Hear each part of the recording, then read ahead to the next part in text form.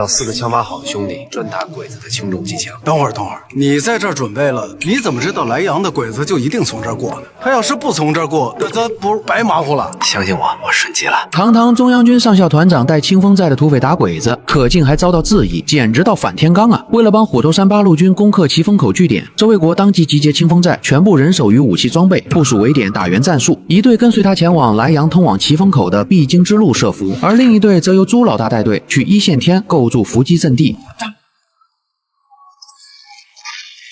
大哥，咱要忙活半天，鬼子不來，不白忙活了嗎？是啊，大哥，你看看这个地儿，这鬼子他能走这個地方嗎？這兩邊這都是高山呢，就這一條路啊，一看就像有埋伏的地方，這鬼子能有那麼傻嗎？即便幾個當家的仍質疑周衛國的戰術，但所幸朱老大對他深信不疑，有條不紊地炸毀着一線天所有大石塊，確保日軍進入伏擊圈後無處可藏。而另一邊的周衛國則化身成泥瓦匠，親自帶隊修築大量的反坦克追攻勢，目的是拖延日軍援軍，逼其放棄原路，繞行一線天險地。為了保證計劃萬無一失，周衛國還令徐虎布設真假混合雷區，甚至細緻到讓士兵將糞便排入假地雷罐，以此混淆敵軍判斷。與此同時，虎頭山八路軍團長邱明開始帶隊猛攻奇峰口據點了，但由於炮樓裡有100多頭鬼子，不僅武器裝備精良，而且還有山炮，一時也陷入了苦戰。大龍，有，把炮位盤調上來，用迫擊炮對準山炮，給我狠狠的打，必須在3小時內給我拿下來。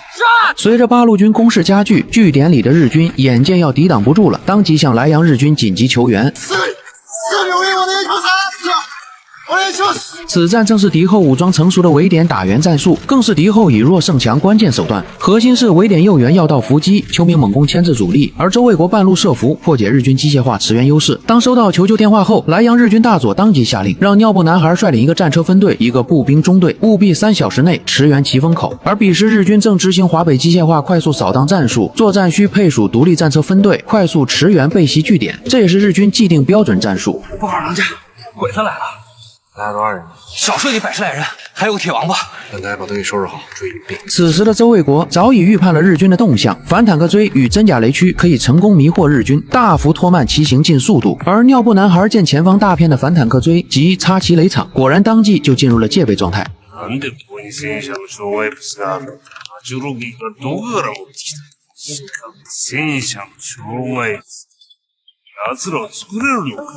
由於敵後抗日根據地極度匱乏鋼鐵建材，華北敵後所有反坦克追均為純泥土修築，並無鋼筋，這也是真實游擊築坦方式，並非劇情刻意簡化。然而片刻過後，日軍指揮官也幡然醒悟，認定我方不懂反坦克追原理，當即下令炮火轟炸，而無鋼筋泥土反坦克追很快就都被轟碎，這讓不遠處的清風寨弟兄們見狀，滿心失望與氣憤。拉了那麼多洋灰，走了1天1夜，咱們到這兒來幹啥？給鬼子當炮灰玩的。此時的守田還不知道，這些布置不過是周衛國誘敵入套的第一步罷了。尿布男孩摧毀反坦克追後得意忘形，此刻他已經被短暫勝利沖昏頭腦，輕敵之心也愈發強烈，早已失去基本的警惕性，並判定前方雷區也是迷惑假象，便命令工兵前去排雷。但這一切全都在周衛國預料之中，因為日軍工兵排查時，要麼挖出假地雷，要麼觸發捕鼠器，被夾得慘叫連天，甚至還能挖出一坨帶有餘溫的奧利給。接連不斷的假象讓日軍更加堅信雷區是騙局，而尿布男孩此刻才意識到，這是我方故意拖延他們支援奇峰口的計謀。由此可以看出，此戰日軍潰敗並非輸於裝備，而是輸傲慢固化思維，輕視了我方敵後武裝的戰術智慧。甚至當尿布男孩下令全軍全速前進時，殊不知周衛國設置的真雷區全在後方，時長不過2分半，日軍坦克行進間就觸發了真地雷，履帶也直接被炸斷。但眼看3小時的馳援時間馬上就要超時了，而履帶短時間無法修復，再加上前方極有可能還有真地雷，尿布男孩只好留下10頭鬼子看守坦克，而他則親自帶隊走小路趕往奇峰口。但他們所走的小路必經一線天，而周衛國早已安排朱老大帶隊在此設伏。怎麼樣，二當家的厲害吧？厲害個屁，這就是瞎貓碰死耗子。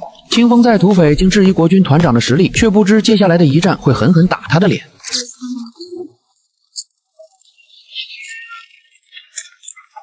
時長不過2秒半，周衛國便帶隊全殲了10頭日軍守敵。團長，坦克沒問題，就是履带被扎斷了，是小鬼子的备用履带不够长，接不上。把2个辅助轮拆了，把履带接上。是，这鬼子怎么还不来呀？庞统行事谨慎保守，固守常规军事逻辑，心底既担心伏击失败，又不敢违背周卫国部署，满是疑虑与纠结。不过他的顾虑也并非多余，抵達一線天的日軍果然一眼就判定這裡極有可能有伏兵，因為一線天是2山夾1谷的險峻地形，路面狹窄，易守難攻，是伏擊的絕佳點位，這讓鬼子當即猶豫不決，停滯不前。可隨着岐峰口的戰事愈發焦灼，團長邱明見日軍炮樓防禦堅固，如果在1小時內無法攻破，那麼鬼子援軍趕到後戰局就被動了。於是當即拆下炮架，參照川天侯原理改裝簡易火箭炮。而冀中敵後八路軍本就極度匱乏制式重武器，就地改裝簡易火炮，其實也是真實抗戰史實，並非劇情藝術演繹。把炮放平，走了，好了。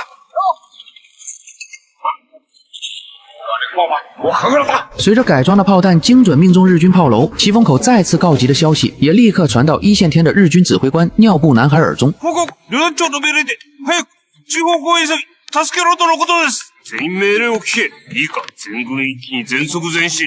今を一気に抜けろ。情急之下，日軍決定全速前進，而這也正好步入了清風寨提前設置好的陷阱。雖然清風寨眾人幾乎都是亂世流離的底層百姓，但抗日血性卻遠勝不少苟且避戰的國府高層。鬼子真的進來了！朱老大一聲令下，炸彈被觸發後，一顆巨石從天而降，死死擋住了鬼子的去路。緊接着，連環地雷被接連引爆，打了鬼子一個措手不及。弟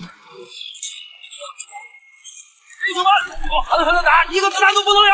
清風寨好漢居高臨下，對鬼子發起猛烈進攻，一時間打得鬼子無力還手。而且兄弟們個個槍法極準，手榴彈輪番投擲，時長僅僅不到2分半，3股鬼子就被消滅了一大半。可就在形勢大好之際，一輛鬼子坦克突然衝來，朱老大及尿布男孩山上號本以為是鬼子援軍，可當鬼子剛要去會合時，一發炮彈卻朝他們轟來，直接炸懵了尿布男孩。此刻尿布男孩的絕望源於日軍優越感的崩塌，他們迷信機械化裝備，最終卻被我方敵後武裝吊打。大哥，鬼子是自殺死，不是鬼子援兵啊，可能是二當家和手天。好，下擊！好，弟們上！朱老大帶着兄弟們衝下山谷與周衛國會合，可這時尿布男孩卻準備派鬼子死士去炸坦克，但不料才剛出發就被周衛國一炮轟滅，直接魂歸東營小島。而清風寨的好漢也乘勝追擊，將困獸之鬥的鬼子悉數殲滅殆盡，最後就只剩下了一頭尿布男孩。小鬼子，過來呀！好玩嗎？這一刻，朱老大等人都調戲着尿布男孩，可就在這時，趕過來的周衛國卻不想浪費時間，從戰車走出後，果斷抬手就是一槍，結果了尿布男孩的狗命。而他此舉絕非草率，自從未婚妻蕭雅慘死鬼子之手後，他的手上再無日軍俘虜。處死尿布男孩，既是為蕭雅報仇，為同胞雪恨，也是向清風寨傳遞抗日不姑息的立場，更是家國情懷的直接體現。而這場大勝仗也讓周衛國一戰成名，連朱老大都忍不住為他點讚。弟兄們，打掃戰場！與此同時，邱團長也成功拿下了岐峰口據點。而由於當時處於抗日戰爭相持階段，日軍在華北修據點，分割敵後根據地，岐峰口就是封鎖虎頭山的關鍵，因此這一戰意義重大。這仗打得漂亮，回去我要給許光榮記一等。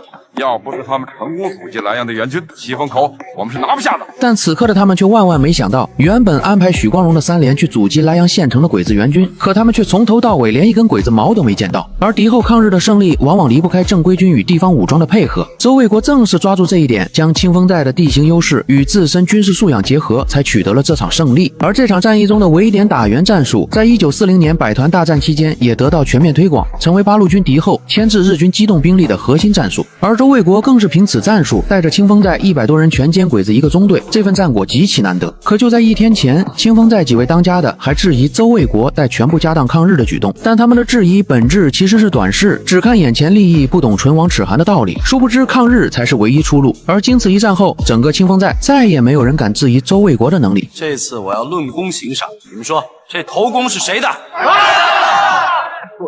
我就是這意思。來，咱們一起敬二當家的一杯。朱老大一直最信任周衛國，而之前最瞧不上周衛國的趙守田也徹底改觀，對他佩服得五體投地。哎，對了，二當家的，我有件事沒弄明白，小鬼子那鐵王八不是壞了嗎？你咋給整好了？趙守田的疑問讓一旁的徐虎試圖通俗一點去解釋，卻始終沒能讓兄弟們聽懂。但說白了，日軍的950坦克有輔助負重輪，而且與履帶規格適配。周衛國身為國軍精銳上校團長，畢業於黃埔軍校和柏林軍校，懂日軍坦克構造無疑是基本操作。他深知戰時可拆輔助輪用鐵絲拼接實現坦克短暫行駛，而這是敵後就地取材應急維修的典型做法，也貼合他的專業能力。